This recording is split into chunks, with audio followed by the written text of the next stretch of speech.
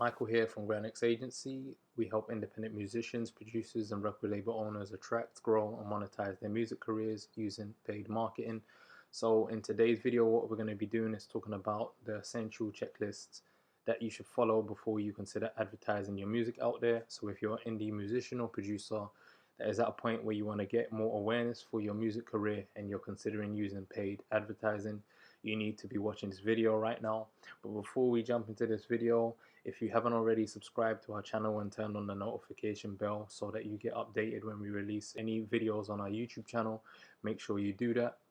So in this video today, we're going to talk about the advertising essential checklist, and that's a checklist we created for indie musicians and producers so that they understand the starting point that is essential before they consider, putting money towards advertising their music.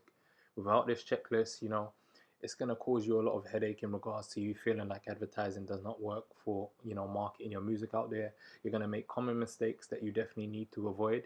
So I advise that you take notes and you also comment down below in the comment section if you're unsure or unclear on any of the points that I mentioned in this video.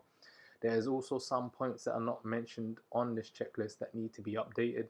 So if I mention them, you want further details on them as well, be sure to comment below and I'll be sure to answer any other questions that you do have. So let's dive into this video. So the first step that you have in regards to setting up your ad campaign is making sure that you're familiar with the business ad manager.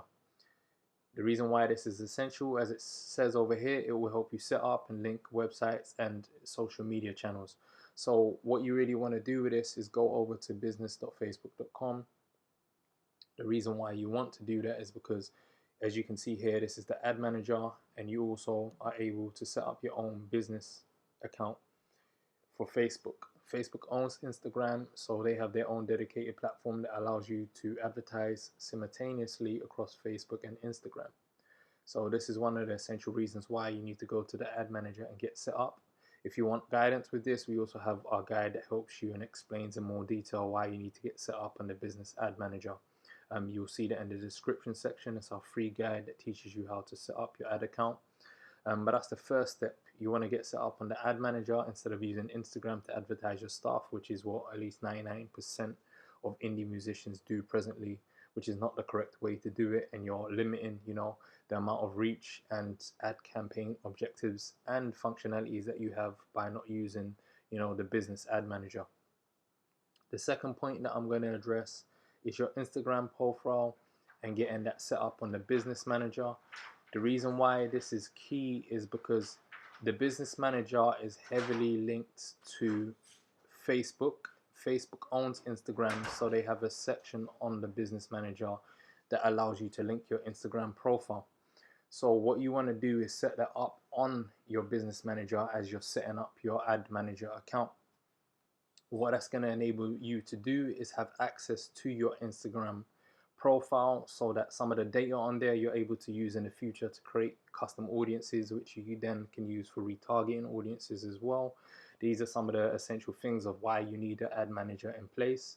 It's also going to allow you to be able to advertise some of the Instagram posts from your computer like you would do on your mobile device. So that's the second point. You need to make sure that you've linked your Instagram account, which allows you to have access to certain ad functionalities within the business manager. So for point 3, it's talking about your budget. We recommend that if you're looking at it from a monthly basis, you at least have a budget ranging from $250 to $500. The reason why that is suggested is because it allows you to scope to test as many interests as possible, and also enough money for you to be able to scale the campaigns that are performing well. This is the minimum and the max for a month that we advise anyone that wants to work with us to have in their budget kitty in order to advertise their music out there. And this is based on the certain strategies we use to target certain interests and also to test against different campaigns that are running concurrently. So that will be a starting point that we advise you start with a minimum of $250. The next point 4 is listing at least 3 to 4 top locations that you want to target with your ad campaigns. Some of the things that you want to consider is, where does your music currently perform best? The way you can do this and find out the top countries to target is by looking at your Spotify, looking at your Instagram profile, and just seeing some of the countries that come up more than often. that'll give you a huge idea of the top locations that you need to be targeting. So some of the basic ones that you would pick is probably the US and the UK, and then you probably put France in there, or Canada in there. These are some of the options that you may pick based on the data that you've kind of taken from your social media profiles to decide what locations that you want to be targeting for your music. You're normally going to be looking at countries. So next we're going to move on to, when it comes to interest targeting. Since you're in the music industry, you want to start off with targeting similar musicians. So you got to find out, who you sound like, and find 10 other artists that we recommend, that you use as your basis for how you're going to be creating your interest targeting. If you want further details on this point, we definitely do have a guide that can help you find your sound and also craft our strategy that we're suggesting in point 5. So the idea is that you pick 10 similar musicians and you piggyback off of their audiences using the audience insights tool. And that's one of the advantages of using the business ad manager rather than advertising on your mobile device on Instagram, that you can use, in-depth audience targeting. So our strategy is to pick at least 10 similar musicians and up to 5 top platforms as well that you include into your interest targeting, so that you have a refined set of interests that you're targeting, that your music is going in front of people that are guaranteed to be interested in your music and the niche that you reside in as a musician or producer. For 5.5, it's about making sure that you target 10 similar musicians and also have 10 platforms, top platforms that you want to advertise your music on, where you think your music will be advertised on, and basically just leveraging the audiences that they've already built. So before we even get on to point 6, one of the things that I wanted to mention is you also need to consider your genres as well. That's a point that is missing. So you've picked your locations, you have 3 to 4 top locations, and then you've also picked a set of similar musicians by understanding how to do in-depth target audience research. You've picked 5 platforms to make sure that you narrow down where your music would normally be advertised on, where you would ask bigger platforms to put your music up on. In the UK, it's probably the Link Ups, the Grime Dailies.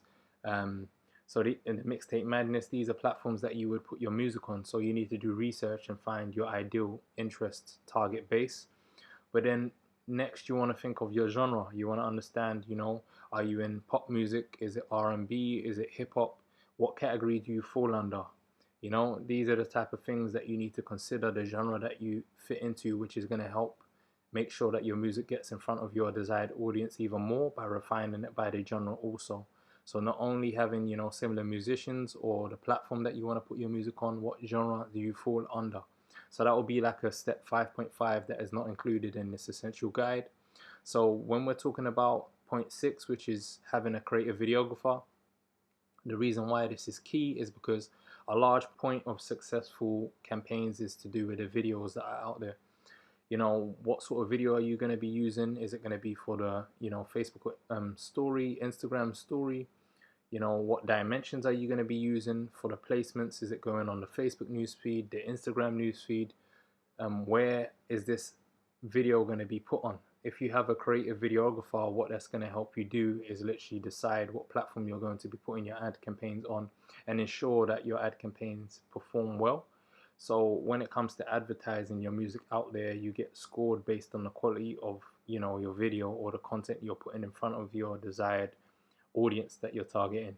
And one of the key points of this is, if you're an independent musician or producer and you don't have editing skills, you're going to need to have someone in your corner that is able to edit at a certain level, so they can put captions on your videos so people are able to read if they have their sound off when they see your ad campaigns. And also make sure that you hit the certain dimensions that every platform needs.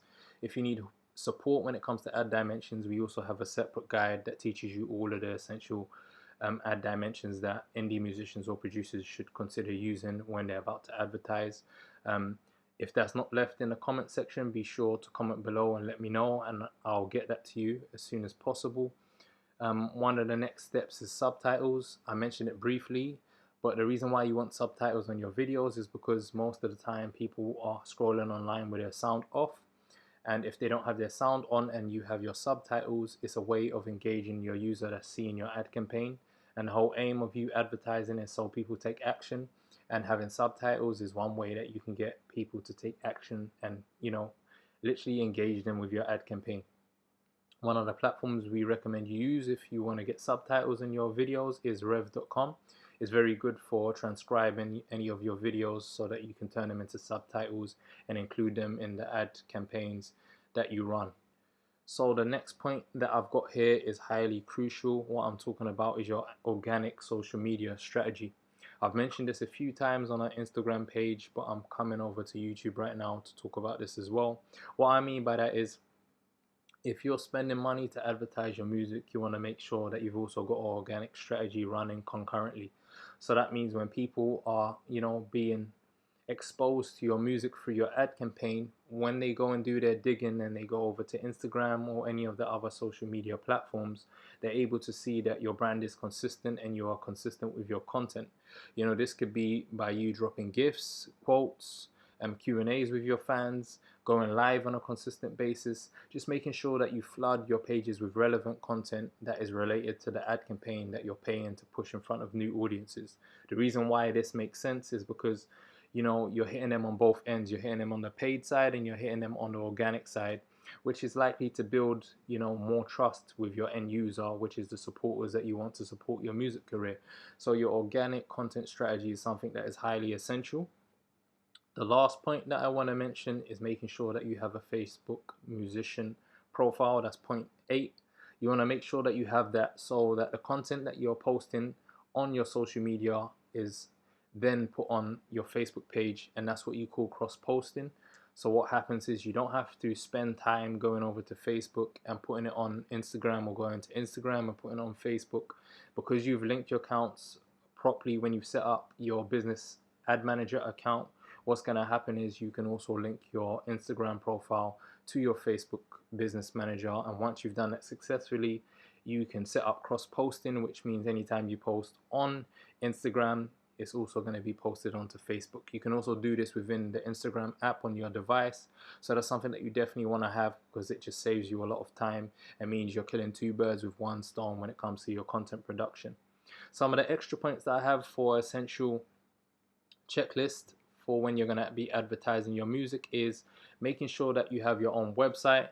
I've mentioned this on numerous occasions. The reason why you want your own website is because you own that channel, and it means the paid or the organic traffic that you're getting is something that you own and you can leverage when you're advertising in the future. And you can also use that to promote your products as well, so it's a way for you generating income. You can use it to build, your direct to consumer channels as well, which is your email list.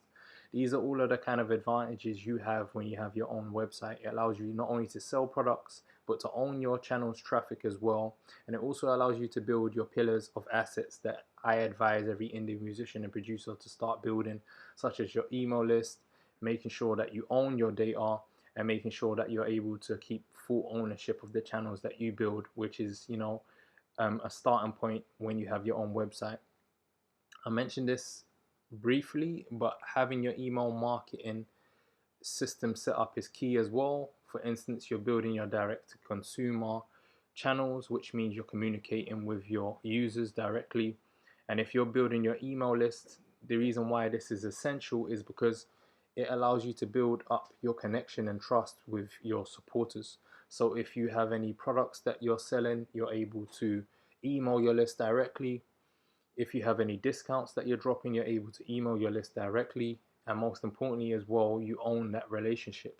So hopefully this is giving you an idea of just some of the steps that you need to take before you consider advertising. You need to make sure you're on the business manager. You need to make sure you link your Instagram account with your business manager. You need to have a decent enough budget starting out so that you can fully test and you can scale once you find the right campaigns. You need to know what locations you're going to target based on the history of your other social media pages. Once you've done that, you need to also understand what similar musicians that are similar to your sound so that you can piggyback off their audiences. What platforms would you normally, try and get your music put out on? Make sure you understand how to target those as well. Pick your top 5. Make sure you have a videographer on deck so that when it comes to creating content for your ad campaigns, that is easy for you. Adding subtitles is something that is easy. When it comes to your organic social media strategy, make sure you have one in place, because there's no point paying and not having your organic strategy in place to give the compound effect of paid and organic traffic, and making sure that your brand is consistent and you get the return results that you're looking for. And just make sure you have a musician page that is linked to your Facebook page so that you don't have to waste time posting on Facebook and Instagram. It does it automatically for you. And when it comes to the full circle of marketing, you want to make sure you have your website. You can leverage that. I don't really talk about the pixel too much, but the pixel is something, you know, that you can definitely leverage. If you look on the videos on our YouTube channel previously, we talk about what the pixel is and how it can help you. And then for email marketing as well, you want to make sure that you build your direct to consumer line. So it means you have direct communications with your supporters, and you can do that through building your email list. So these are just some of the tools that we recommend you use. So ConvertKit is a good email marketing service. And then for your own website, you know, a content management system that is really good is WordPress. So that's the CMS that we advise you use. But hopefully this is just giving you like a well-rounded understanding of some of the tools that you should be using before you just jump headfirst into advertising your music without any sort of, you know, plan or guidelines or understanding of what the correct type of steps are to ensure that your campaigns are successful. So this is the advertising essential checklist, and this is something that you really need to consider before marketing your music if you're an indie musician or producer looking to use paid advertising to get your music out there to the masses. As always, share this with a musician or producer that is independent. And if you've got any questions, be sure to comment below, and see you guys on the next video.